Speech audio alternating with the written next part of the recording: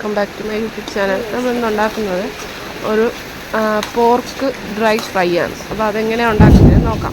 അപ്പോൾ അതിനായിട്ട് നമ്മൾ ആദ്യമായിട്ട് ഇതിലേക്ക് കുറച്ച് സവാള, അതുപോലെ തന്നെ ആദ്യം എണ്ണ ഒഴിച്ച് പിന്നെ സവാള, ഇഞ്ചി, വെളുത്തുള്ളി, കറിവേപ്പില ഇവയെല്ലാം കൂടെ വന്നിട്ട് വഴറ്റി നന്നായിട്ട് വഴന്നു വന്നിരുന്ന ഒരു ടൊമാറ്റോ ഇട്ട് നന്നായിട്ട് മൂത്ത് വരണം.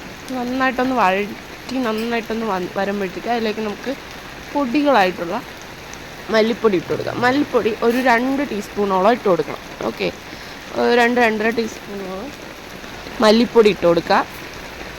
അപ്പം മല്ലിപ്പൊടി ഇട്ടതിന് ശേഷം നമ്മൾ മുളക് പൊടി ഇട്ട് കൊടുക്കാം. മുളക് പൊടി ഒരു 3 ടീസ്പൂണോ, അത് നമ്മുടെ എരിവിനനുസരിച്ച് നമ്മൾ മുളക് പൊടി ചേർത്ത് കൊടുക്കുക. എന്നിട്ട് നന്നായിട്ടൊന്ന് മിക്സ് ചെയ്ത് കൊടുക്കുക. നന്നായിട്ടൊന്ന് ആ ഒരു മസാലയുടെയൊക്കെ ഒരു പച്ച മണം ഒന്ന് മാറുന്നത് വരെ ഒന്ന് മിക്സ് ചെയ്ത് കൊടുക്കുക.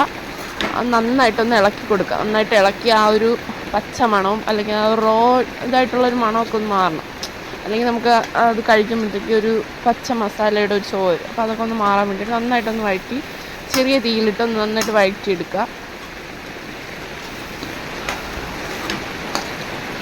ഓക്കെ, നന്നായിട്ടൊന്ന് വഴറ്റിയെടുക്കുക. അപ്പോൾ നമ്മുടെ ഈ ചാനൽ സബ്സ്ക്രൈബ് ചെയ്യാത്തവരൊന്ന് സബ്സ്ക്രൈബ് ചെയ്തിട്ട് കാണുക. എല്ലാവരും ഒന്ന് ലൈക്ക് ചെയ്യുക, ഒന്ന് ഷെയർ ചെയ്യുക, സബ്സ്ക്രൈബ് ചെയ്യുക. അപ്പം നമ്മൾ അടുത്ത അതിലേക്ക് ചേർക്കാൻ പോകുന്നത് കുരുമുളകാണ്. ഇപ്പം ഇതിന് മെയിനായിട്ട് എടുത്ത് നിൽക്കേണ്ട ഒരു സാധനമാണ് കുരുമുളക്. അപ്പം നന്നായിട്ട് കുരുമുളക് ചേർത്ത് കൊടുക്കുക. അപ്പം നമ്മുടെ മുളക് പൊടി, കാശ്മീരി മുളക് പൊടി ചേർത്തിട്ട് കുരുമുളക് നന്നായിട്ട് ഇട്ട് കൊടുക്കുക. അപ്പം ആ പോർക്കിന് നന്നായിട്ട് കുരുമുളക് ഫ്ലേവർ വരുമ്പോൾ നല്ല ടേസ്റ്റായിരിക്കും. അപ്പോൾ കുരുമുളക് നന്നായിട്ട് ഇട്ട് കൊടുക്കാൻ ശ്രദ്ധിക്കുക. പിന്നെ ഇടയ്ക്ക് ശബ്ദം കേൾക്കുന്നത് ഇവിടെ നല്ല മഴ പെയ്യുകയാണ്, മഴയും ഇടിയൊക്കെ ഉണ്ട്. അപ്പോൾ അതാണ് നന്നായിട്ട് ഇവിടെ ശബ്ദം കേൾക്കുന്നത്. അപ്പോൾ എല്ലാവരും ഒന്ന് ക്ഷമിക്കുക. പിന്നെ നമ്മുടെ പോർക്ക് വേവിച്ച് വെച്ചിട്ടുണ്ട്. പോർക്കിൽ നന്നായി നെയ്യുണ്ടായിരുന്നു. അപ്പോൾ ആ നെയ്യൊന്ന് വലിക്കാൻ വേണ്ടിയിട്ട് നമ്മൾ പച്ചക്കായ അതിലേക്ക് അരിഞ്ഞ് ഒരു വിസിൽ കേൾപ്പിച്ചു. പച്ചക്കായ ഒരു വിസിൽ കേൾപ്പിച്ചു. പിന്നെ പോർക്ക് ഒരു 2-3 വിസിലോളം കേൾപ്പിച്ച് എന്നിട്ടൊന്ന് തുറന്ന് നോക്കി വേവ് പാകം അല്ലെങ്കിൽ ഒരെണ്ണം കൂടെ കേൾപ്പിക്കാം. എന്നിട്ട് നമ്മൾ നേരത്തെ ഉണ്ടാക്കി വെച്ച മസാലകളെല്ലാം കൂടെ ഇതിലേക്കൊന്ന് ആഡ് ചെയ്ത് കൊടുക്കുക.